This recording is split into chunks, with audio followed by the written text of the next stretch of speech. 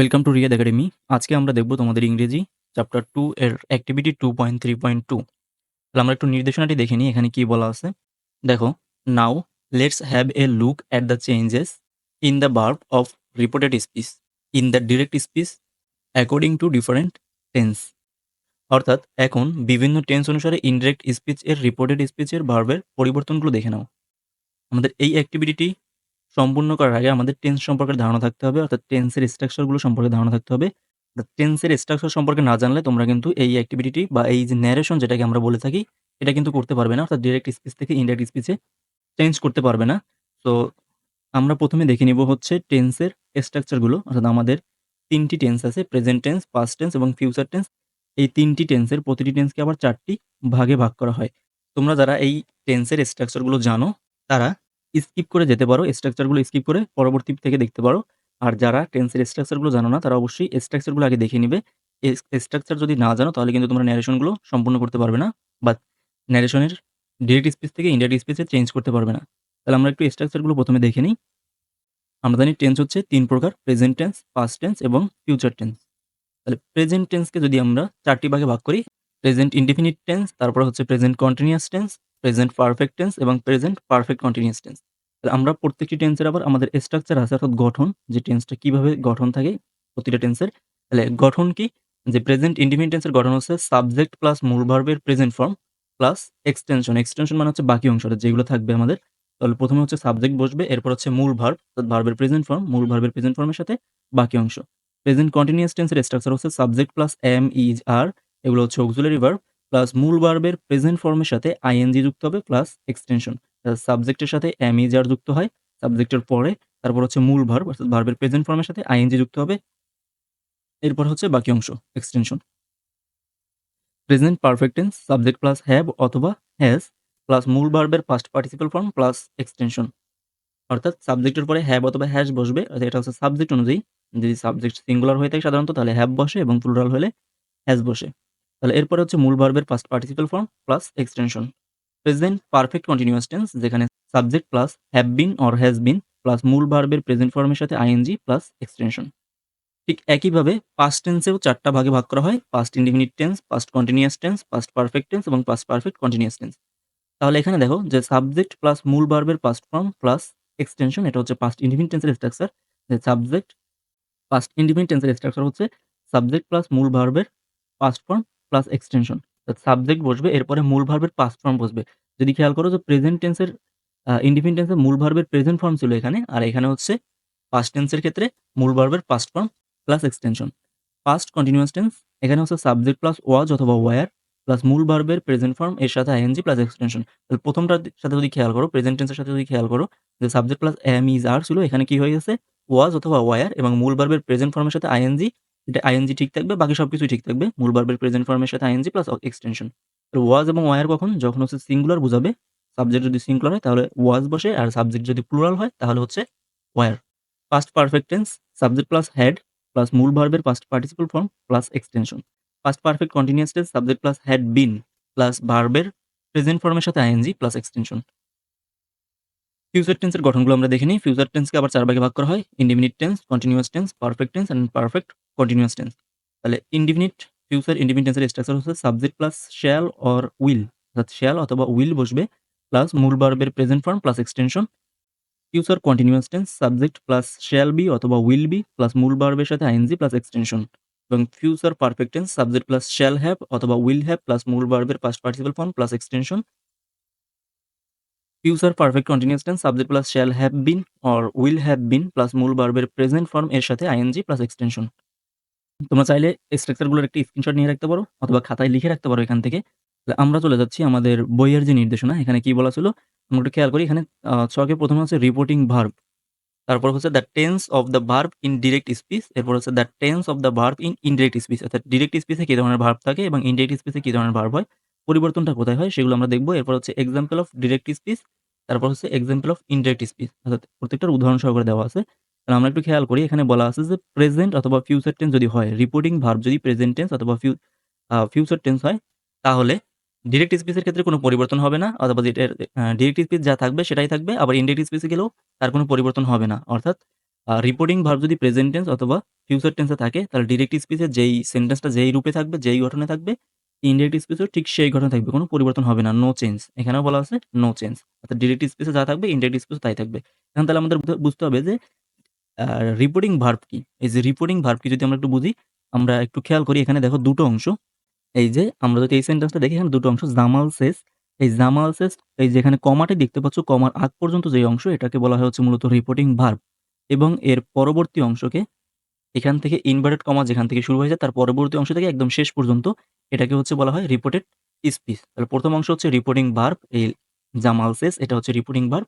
এর পরের অংশ যেটা ইনভার্টেড কমার মধ্যে থাকবে, এই যে এটা হচ্ছে ইনভার্টেড কমা। এই ইনভার্টেড কমার মধ্যে যতটুকু থাকবে সেটা হচ্ছে রিপোর্টেড স্পিচ। তাহলে রিপোর্টিং ভার্ব যদি প্রেজেন্ট টেন্স অথবা ফিউচার টেন্সে হয় তাহলে কোনো পরিবর্তন হবে না। তাহলে এখানে খেয়াল করো জামাল সেজ, এই সেজ কিন্তু তাহলে প্রেজেন্ট টেন্সে আছে। তাহলে আমরা জানি যদি রিপোর্টিং ভার্ব প্রেজেন্ট টেন্স হয় তাহলে কোনো পরিবর্তন হবে না। তাহলে আমরা একটু দেখি ডিরেক্ট স্পিচে যা আছে ইনডিরেক্ট স্পিচে তাই আছে কিনা? জামাল সেজ, "I like to watch cooking shows whenever I am free." তাহলে দেখো পরিবর্তন হবে না। তবে শুধুমাত্র প্রোনাউন এর গুলো পরিবর্তন হবে। প্রোনাউন অর্থাৎ ভার্বের কোনো পরিবর্তন হবে না বা টেন্সের গঠনের কোনো পরিবর্তন হবে না। কিন্তু প্রোনাউন এর পরিবর্তনগুলো কিন্তু হচ্ছে দেখো। যেমন জামাল সেজ ইনভার্টেড কমা উঠে গিয়ে হচ্ছে দ্যাট বসবে। তাহলে ইনভার্টেড কমার পরিবর্তে হচ্ছে দ্যাট। এবার হচ্ছে I, এই I মানে কে? জামাল। তাহলে এটা যখন আমি বলব তখন কিন্তু আমি নিজের যদি আমি I বলি তাহলে আমার কথা বলা হয়ে যাবে। বাট এটা আসলে কে? I বলতে কাকে বোঝানো হচ্ছে? জামালকে। তাহলে এখন আমরা কি বলব সেখানে? এই প্রোনাউনটা কি হয়ে যাবে? হি।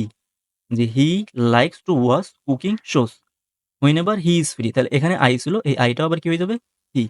দেখো পরিবর্তন শুধু হচ্ছে প্রোনাউনে। যেখানে আই ছিল সেখানে হি, আর বাকি সেন্টেন্সের গঠনে কিন্তু কোনো পরিবর্তন হয় নাই। অর্থাৎ টেন্সের কিন্তু কোনো পরিবর্তন হয়নি।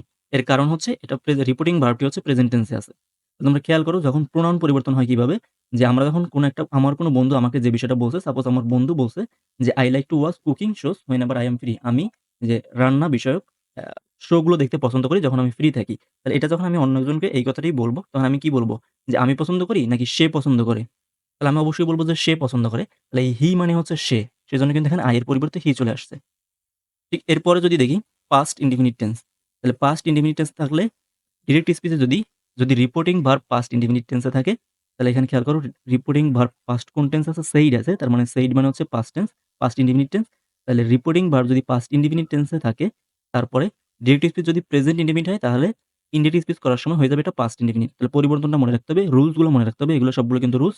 তাহলে আমাদের মনে রাখতে হবে যদি পাস্ট ইনডিফিনিট টেন্সে রিপোর্টিং ভার্ব থাকে এবং ডিরেক্ট স্পিচ যদি তখন প্রেজেন্ট ইনডিফিনিট টেন্সে থাকে, তখন ইনডিরেক্ট করার সময় এটা হয়ে যাবে পাস্ট ইনডিফিনিট। তাহলে খেয়াল করো I like to watch cooking shows whenever I am free. তাহলে I like to watch cooking shows এটা আমাদের কোন টেন্সে আছে? প্রেজেন্ট ইনডিফিনিট টেন্সে আছে যে I like to watch cooking shows whenever I am free. তাহলে এটা কোন টেন্সে হবে? আমরা জানি যদি রিপোর্টিং ভার্ব হচ্ছে পাস্ট ইনডিফিনিট টেন্সে হয়, তাহলে এটা যদি পাস্ট প্রেজেন্ট টেন্সে থাকে, প্রেজেন্ট ইনডিফিনিট টেন্সে থাকে, তাহলে এই অংশটুকু হয়ে যাবে আমাদের হচ্ছে পাস্ট ইনডিফিনিট। তাহলে এই অংশটুকু আমাদের পাস্ট ইনডিফিনিট হবে। তাহলে খেয়াল করো যে Jamal said that, inverted comma উঠে গিয়ে এখানে দ্যাট বসলো। হি লাইকড, অর্থাৎ এখানে কিন্তু আমরা জানি যে পাস্ট ইনডিফিনিট টেন্সের স্ট্রাকচার, আমরা কিন্তু এখানে স্ট্রাকচার পড়ার সময় বলেছিলাম যে সাবজেক্টের পরে মূল ভার্বের পাস্ট ফর্ম আসবে। মূল ভার্বের পাস্ট ফর্ম। তাহলে এখানে খেয়াল করো মূল ভার্বের কিন্তু পাস্ট ফর্ম যে হি লাইকড, লাইকড হচ্ছে পাস্ট ফর্ম। বাকি সব এক থাকবে যে to watch cooking shows whenever he was free। তাহলে এখানে দেখো হি চলে আসছে যে আই ছিল এখানে, এই আই এর পরিবর্তে হি এবং এম হচ্ছে প্রেজেন্ট টেন্সে বসে। তাহলে যেহেতু এটা পাস্ট ইনডিফিনিট টেন্সে আসবে তা সেজন্য এম এর পরিবর্তে হচ্ছে ওয়াজ, এরপর হচ্ছে ফ্রি। এরপর দেখো যে রিপিটিং ভার্ব যদি পাস্ট ইনডিফিনিট টেন্সে হয় এবং ডিরেক্ট স্পেসে যদি প্রেজেন্ট কন্টিনিউয়াস টেন্স থাকে তাহলে ইনডিরেক্ট করার সময় সেটা হয়ে যাবে হচ্ছে পাস্ট কন্টিনিউয়াস টেন্স।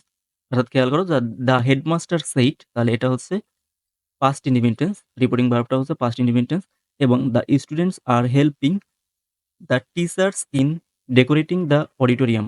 এখানে খেয়াল করো এটা হচ্ছে কোন টেন্সে আছে? আমরা দেখতে পাচ্ছি এটা হচ্ছে প্রেজেন্ট কন্টিনিউয়াস টেন্সে আছে। আমরা কিভাবে বুঝবো যে এটা প্রেজেন্ট কন্টিনিউয়াস টেন্সে আছে? আমরা যদি স্ট্রাকচার জানি যে সাবজেক্টের পরে আর আছে এখানে এবং ভার্বের সাথে আইএনজি যুক্ত আছে, তাহলে আমরা জানি টেন্স কিন্তু কি টেন্স থেকে আমরা পড়েছিলাম প্রেজেন্ট কন্টিনিউয়াস টেন্সে সাবজেক্টের পরে যদি এম, ইজ, আর বসে এবং ভার্বের সাথে যদি আইএনজি প্রেজেন্ট ফর্মের সাথে আইএনজি যুক্ত হয়, তাহলে সেটা হচ্ছে প্রেজেন্ট কন্টিনিউয়াস টেন্স। আর প্রেজেন্ট কন্টিনিউয়াস টেন্স থাকলে সেটা হয়ে যাবে হচ্ছে পাস্ট কন্টিনিউয়াস টেন্স। অর্থাৎ সাবজেক্টের পরে ওয়াজ আর চলে আসবে এবং মূল ভার্বের প্রেজেন্ট ফর্মের সাথে আইএনজি প্লাস এক্সটেনশন, অর্থাৎ বাকি সবকিছু এক থাকবে। তাহলে এখানে খেয়াল করো যে the head teacher said, inverted comma উঠে গিয়ে দ্যাট বসবে। এরপর হচ্ছে দ্য স্টুডেন্টস ওয়্যার, অর্থাৎ এই এম, ইজ, আর যদি থাকে তাহলে পাস্ট কন্টিনিউয়াস টেন্সে কি হয়? ওয়াজ অথবা ওয়্যার। যেহেতু এখানে স্টুডেন্টস মানে ছাত্রছাত্রীরা এটা হচ্ছে প্লুরাল। যদি সাবজেক্ট প্লুরাল হয় তাহলে হচ্ছে ওয়্যার। এরপর হচ্ছে ভার্বের সাথে আইএনজি তাহলে হেল্পিং। এরপর বাকি অংশ the teachers in decorating the auditorium. তাহলে আশা করছি তোমরা বুঝতে পারতেছো। যদি না বুঝো তাহলে আগে অবশ্যই টেন্সের স্ট্রাকচার গুলো মুখস্থ করে লিখে নিবে। তাহলে তোমরা অবশ্যই এটা বুঝতে পারবে। টেন্সের স্ট্রাকচার গুলো যদি না জানো, টেন্স যদি না চিনো তাহলে কিন্তু কখনোই এই ন্যারেশন গুলো বুঝতে পারবে না। তাহলে এরপর দেখো পাস্ট ইনডিফিনিট টেন্সে যদি রিপোর্টিং ভার্ব থাকে এবং ডিরেক্ট স্পিচ যদি প্রেজেন্ট পারফেক্ট টেন্সে থাকে তাহলে ইনডিরেক্ট করার সময় সেটা হয়ে যাবে পাস্ট পারফেক্ট। প্রেজেন্ট পারফেক্ট থাকলে পাস্ট পারফেক্ট। তাহলে খেয়াল করো যে ইতি সাইড তাহলে এটা অবশ্যই কিসে আছে? পাস্ট ইনডিফিনিট টেন্সে আছে রিপোর্টিং ভার্ব এবং আমাদের ডিরেক্ট স্পিচ যেটা আছে I have helped my teacher decorate the auditorium তাহলে এটা আছে হচ্ছে প্রেজেন্ট পারফেক্ট টেন্সে। কিভাবে বুঝবো? যে আমরা জানি সাবজেক্টের পরে যদি হ্যাভ থাকে এবং ভার্বের যদি পাস্ট পার্টিসিপল ফর্ম থাকে তাহলে সেটা হচ্ছে কি? এই যে আমাদের প্রেজেন্ট পারফেক্ট টেন্স। সাবজেক্টের পর যদি হ্যাভ অথবা হ্যাজ থাকে এবং ভার্বের পর যদি পাস্ট পার্টিসিপল ফর্ম থাকে সেটা হচ্ছে প্রেজেন্ট পারফেক্ট টেন্স। তাহলে আমরা এটাকে বলতে পারি এটা হচ্ছে প্রেজেন্ট পারফেক্ট টেন্সে আছে এবং আমাদের সূত্র হচ্ছে যদি ডিরেক্ট স্পিচ প্রেজেন্ট পারফেক্ট টেন্সে থাকে তাহলে ইনডিরেক্ট হওয়ার সময় সেটা হয়ে যাবে পাস্ট পারফেক্ট। তাহলে পাস্ট পারফেক্টের স্ট্রাকচার কি? পাস্ট পারফেক্টের স্ট্রাকচার হচ্ছে সাবজেক্ট প্লাস হ্যাড প্লাস মূল ভার্বের past participle form plus extension. তাহলে দেখো ইতি সেইড ইনভার্টেড কমা উঠে গিয়ে দ্যাট এরপরে সাবজেক্ট হচ্ছে কে? আই। এই আই মানে কে? আই মানে হচ্ছে ইতি। এই আই হচ্ছে ইতি। সেজন্য আই এর পরিবর্তে কি হয়ে যাবে? শি। এরপর ভার্বের পরে হচ্ছে হ্যাড। কারণ আমরা জানি পাস্ট পারফেক্ট টেন্সের স্ট্রাকচার অনুযায়ী ভার্বের পরে হ্যাড বসবে। তাহলে হ্যাড, এরপর হচ্ছে ভার্বের পাস্ট পার্টিসিপল ফর্ম হেল্পড, এরপর বাকি অংশ। তাহলে এখানে মাই, মাই এর পরিবর্তে কিন্তু হার। কারণ কি? এই মাই মানে হচ্ছে কিন্তু ইতি। তাহলে ইতি যেহেতু আছে মাই মানে আমার, তাহলে এটা আমরা বলব তার। তার মানে হচ্ছে ইংরেজিতে কি চলে আসবে? হার। এরপর হচ্ছে টিচার্স ডেকোরেট দ্য অডিটোরিয়াম। এরপরে রিপোর্টিং ভার্ব পাস্ট ইনডিফিনিট টেন্সে থাকলে এবং ডিরেক্ট স্পিচ যদি প্রেজেন্ট পারফেক্ট কন্টিনিউয়াস টেন্স হয়, তাহলে ইনডিরেক্ট স্পিচ করার সময় সেটা হয়ে যাবে পাস্ট পারফেক্ট কন্টিনিউয়াস। তাহলে প্রেজেন্ট পারফেক্ট কন্টিনিউয়াস টেন্সের স্ট্রাকচার কি? সাবজেক্ট প্লাস হ্যাভ বিন, ভার্বের সাথে আইএনজি প্লাস এক্সটেনশন। তাহলে আমরা এখানে দেখতে পাচ্ছি যে সাবজেক্ট আই এরপরে হ্যাভ বিন আছে এবং ভার্বের পরে আইএনজি যুক্ত আছে। তার মানে এটা হচ্ছে প্রেজেন্ট পারফেক্ট কন্টিনিউয়াস টেন্স এবং প্রেজেন্ট পারফেক্ট কন্টিনিউয়াস টেন্স থাকলে আমাদের ইনডিরেক্ট স্পিচ করার সময় সেটা হয়ে যাবে হচ্ছে পাস্ট পারফেক্ট কন্টিনিউয়াস। তাহলে পাস্ট পারফেক্ট কন্টিনিউয়াস টেন্সের স্ট্রাকচার কি? যে subject plus had been plus মূল ভার্বের প্রেজেন্ট ফর্মের সাথে আইএনজি প্লাস এক্সটেনশন। তাহলে খেয়াল করো যে Iti said I have been helping my teachers in decorating the auditorium for an hour. তাহলে এটা প্রেজেন্ট পারফেক্ট কন্টিনিউয়াস টেন্সে আছে। আমরা এটাকে পরিবর্তন করব। তাহলে ইতি সেইড দ্যাট আই মানে হচ্ছে কে? এই যে আই মানে হচ্ছে ইতি তাহলে শি। এরপর হচ্ছে আমরা জানি যে had been past perfect continuous টেন্সে যখন যাবে সেটা হচ্ছে হ্যাড বিন। তাহলে আমাদের এই যে সাবজেক্টের পরে কি চলে আসবে? Had been. এরপর হচ্ছে ভার্বের সাথে আইএনজি হেল্পিং, এরপর বাকি অংশ। তাহলে এখানে যদি প্রোনাউন থাকে সেগুলো পরিবর্তন করতে হবে। তাহলে প্রোনাউন এর গুলো খেয়াল করতে হবে। যে এখানে মাই আছে তাহলে এই মাই থাকলে কি হয়ে যাবে? আর teachers in decorating the auditorium for an hour বাকি অংশ বসে যাবে। এখানে রিপোর্টিং ভার্বের ক্ষেত্রে সবগুলো খেয়াল করবে যে শুধুমাত্র পাস্ট ইনডিফিনিট টেন্সে থাকলেই কিন্তু পরিবর্তন হয়। এছাড়া যদি পাস্ট টেন্সে থাকলে অর্থাৎ পরিবর্তন হয়। এছাড়া যদি প্রেজেন্ট অথবা ফিউচার টেন্সে থাকে তাহলে কিন্তু পরিবর্তন হয় না। অর্থাৎ আমাদের রুলসটা সহজেই মনে রাখতে পারবো যে রিপোর্টিং ভার্ব যদি প্রেজেন্ট টেন্স অথবা ফিউচার টেন্সে থাকে তাহলে কখনোই পরিবর্তন হবে না। আর যদি পাস্ট টেন্সে থাকে তাহলে শুধুমাত্র তখনই আমাদের ডিরেক্ট স্পিচ থেকে ইনডিরেক্ট স্পিচ করার সময় টেন্সের পরিবর্তন হবে।